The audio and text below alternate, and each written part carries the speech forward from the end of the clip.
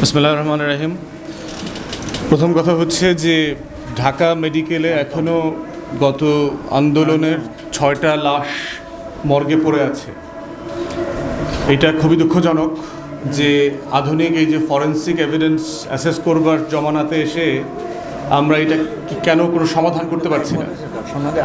রায়ের বাজারে যে বধ্যভূমি আছে সেখানে প্রায় 150 লাশ গণকবর দেওয়া হয়েছে, যেই লাশগুলো এখনো 1 বছর পরে তোলা হয় নাই, ডিএনএ স্যাম্পলিং করা হয়নি। আমরা অন্তর্বর্তীকালীন সরকারকে আহ্বান করছি, যদি সত্যি সত্যি আপনারা জুলাইকে ধারণ করেন তাহলে জুলাই শহীদদের এই বেওয়ারিশ থাকার যে অপমানজনক বাস্তবতা সেখান থেকে আপনি আমাদেরকে মুক্ত করবেন।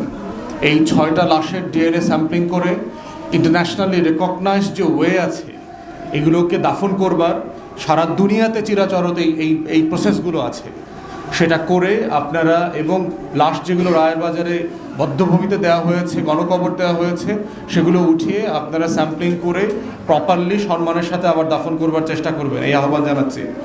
দ্বিতীয়ত হচ্ছে জুলাই ঘোষণাপত্রের ব্যাপারে আমরা দেখেছি আজকে যেটা পাঠ করা হবে সেটা অধিকাংশ রাজনৈতিক দলের সাথে এই ব্যাপারে কোনো চূড়ান্ত মতামত নেওয়া হয়নি।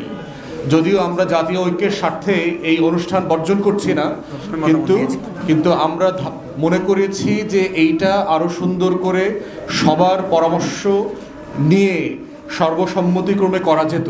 অনেক রাজনৈতিক দল দেখলাম আজকে এই প্রোগ্রাম বর্জন করছে, এবং গণ অভ্যুত্থানের পক্ষের কোনো রাজনৈতিক দল এই ধরনের অনুষ্ঠান বর্জন করাটা আমাদের কারোর জন্য সম্মানজনক না।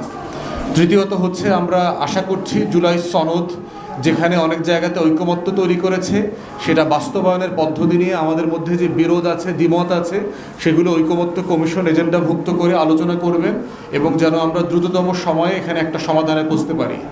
বাংলাদেশের সংস্কারের আলোচনাতে পুলিশ, আইনশৃঙ্খলা বাহিনী এবং জনপ্রশাসন সংস্কার সিরিয়াসলি কমিশনে আলোচনা করবার জন্য আমরা বারবার দাবি তুলেছি, যাদের মাধ্যমেই মূলত গণ অভ্যুত্থান এবং ফ্যাসিবাদ কায়েম হয়েছিল। সেটাও আমরা মনে করছি অতি দ্রুততম সময়ের মধ্যে এগুলো করা প্রয়োজন। তো সেই বাস্তবতায় আমরা গত বছরের যে আকাঙ্ক্ষা, আমাদের যে স্বপ্ন, অঙ্গীকার, সেই স্বপ্নগুলোকে একত্রিত করে যেন রাষ্ট্র গঠন এবং জাতি গঠনের কাজে আমরা সবাই মিলে কাজ করতে পারি, সেই আশাবাদ ব্যক্ত করছি। আপনাদেরকে ধন্যবাদ।